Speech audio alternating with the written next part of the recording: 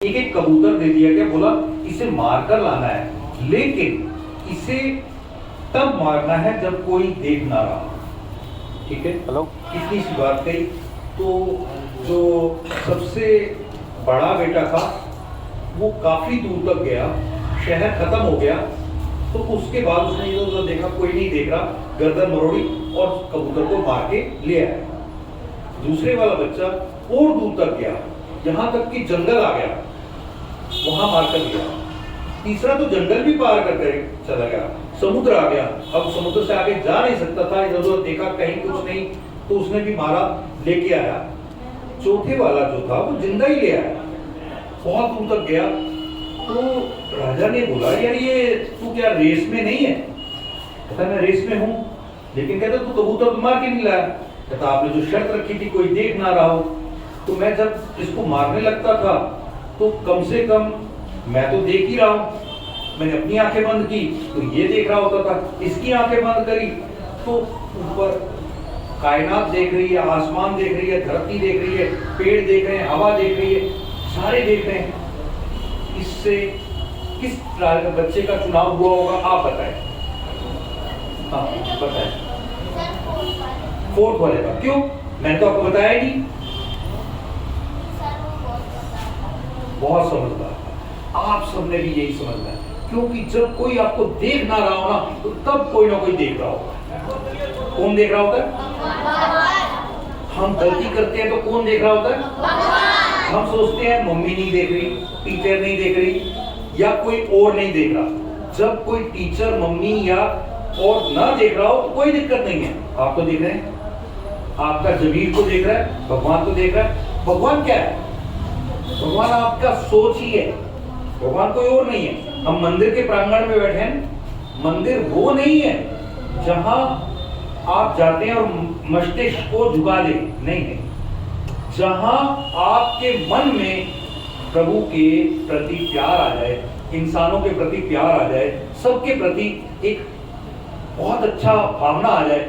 आप अगर जा रहे हो, मैं कल की बात बताता हूँ, कल बारिश थी, मुझे प्रतापगंज गुरुद्वारे में एक फंक्शन में अटेंड करने जाना था। मैं जब निकला था तो मैंने कार इसलिए नहीं ली कि मेरे बेटे ने कहीं जाना था, वो कहता पापा मैं कार लेके जाऊंगा, तो मैंने कहा चलो ठीक है, मैं स्कूटी ले जाता हूँ। पहले मैं मेट्रो से निकलने लगा, तो फिर मैंने कहा नहीं स्कूटी ले जाता हूँ। तो काफी आगे गया तो बारिश भी धीरे धीरे शुरू हो गई। तो आगे देखा एक स्कूटी वाला बंदा जा रहा है, सारे लोग निकलते जा रहे हैं, स्कूटी वाला बंदा जा रहा है और वो पैदल जा रहा है स्कूटी लेके। मैंने पूछा, कहते जी पेट्रोल खत्म हो गया। मैंने कोई बात नहीं, बैठो, और मैंने पीछे पैर लगाया और करीब करीब 1.5 किलोमीटर 2 किलोमीटर उसको आगे छोड़ा। तो जब उसको छोड़ा ना, उसने जिस भाव से थैंक यू कहा, वो भगवान है।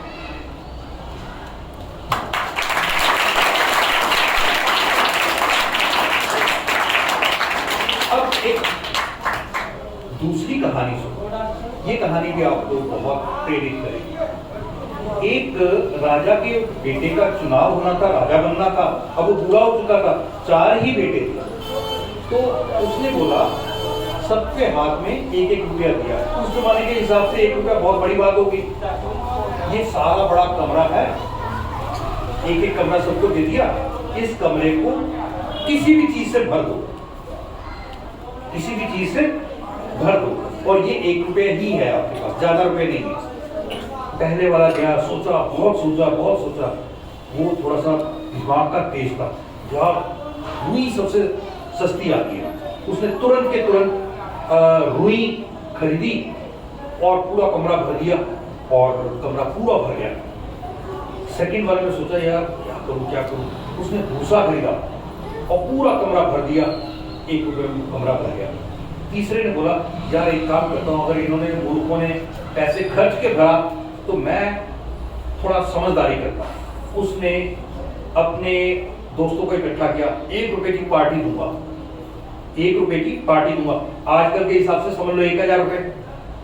उसने 1000 रुपये की पार्टी का डिसाइड किया और बोला कि आपको करना एक काम पड़ेगा, जंगल से जितनी लकड़ियां होती हैं वो उठा के लानी है, इस कमरे को भरना है।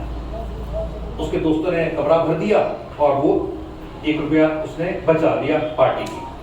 अब चौथे वाले ने कुछ भरा ही नहीं उसमें। राजा आया, उसने बोला कि भाई तू तेरा तो चुनाव नहीं हो पाएगा, तुम तो कुछ भी नहीं भरा। उसने सबसे पहले निकाले 90 पैसे राजा को दिए, और इस बात से पक्का हो गया कि अब तो वो चुनाव में नहीं है, कि 10 पैसे कहीं खर्च कर दिए होंगे, 90 पैसे वापस कर रहा है। उसने बोला तू भाई क्या भरा इसमें?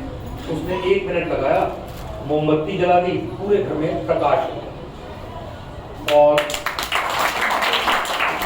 वहां से जल्दी ताली नहीं चाहिए, बिल्कुल एंड में मेरे भाषण खत्म होगा तब आपने ताली बजानी, उससे पहले नहीं। सेकंड नंबर पे उसने एक अगरबत्ती जलाई, पूरे कमरे में खुशबू भर गई। अब उस चारों में से किसी एक का चुनाव हो गया और राजा बन गया। किसका हुआ होगा? तुम सारे के सारे समझदार हो, मैंने किसी को नहीं बताया, फिर कैसे चौथे का चुनाव हो गया? ऐसे नहीं होता, चौथे का नहीं हुआ। चौथे का हुआ, मैं कैसे मान लूं? तुम उधर थे, वाकई चौथे का हुआ। ये शरीर ना, ये शरीर मान लीजिए वो कमरा है, ठीक है, और जो पहला बच्चा था उसने रुई भरी। रुई क्या है? इंटरनेट की चीजें, मोबाइल के बेकार के गेम्स, या इधर उधर की बातें, दोस्तों के साथ बैठना, सहेलियों के साथ बातें, इसको छेड़ना, उसको तंग करना, उससे लड़ाई करना, उसको गाली देना, उसके साथ ये करना, ये सारी क्या होगी?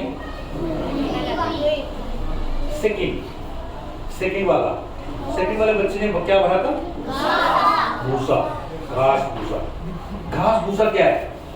हम ऊंच चीजें जो बाजार से खरीद के खाते हैं ना, बाजार से कोई भी चीज खरीद के खाते हैं जो पकी पकाई होती है, फ्रूट के अलावा वो सारी की सारी चीजों में आपको वो सब चीजें नहीं मिल सकती जो घर की चीजों में मिलती है। आज से सोचो कि मैदा, किसी भी चीज में मैदा है, मम्मी से पूछ लेना मैदा की क्या क्या चीजें बनती है। मैदा से बनी हुई कोई चीज नहीं खानी, तली हुई कोई चीज तब तक नहीं खानी वो घर से ना हो। तीसरा, अगर कोई चीज बाहर से खानी है तो मम्मी या पापा की ली हुई ही खानी है। अब ये सेकंड वाले ने क्या भरा था? और अब हमने क्या समझा? खाने में वो चीजें नहीं खानी जो चीजें हमारे शरीर के लिए भूसा का काम करेगी, समझ रहे? अच्छा, तीसरे वाले ने क्या भरा था? अब लकड़ी क्या है? लकड़ी सोचो, हम सुबह लेट उठते हैं, रात को लेट तक जागते हैं, मोबाइल पर कुछ कर रहे होते हैं या टीवी पर कुछ कर रहे होते हैं, या कुछ भी जो काम नहीं करना चाहिए वो सब काम कर रहे होते हैं। वो लकड़ी क्या हुई? हमारे शरीर को खराब करने वाली आदतें। कौन कौन सी आदतें? जैसे मम्मी का कहना नहीं मानना, पापा का कहना, पापा यार आप तो बस यही बोलते रहते हो, मम्मी यार तंग मत करो। ऐसा कौन कौन कहता है? और सच भी बोलो, 1 2 3, धीरे धीरे करके सारे खड़े बैठे, और जो बड़े वाले बैठे हैं वो ओके, ठीक है। अभी ना एक चीज और मान लो सर, आप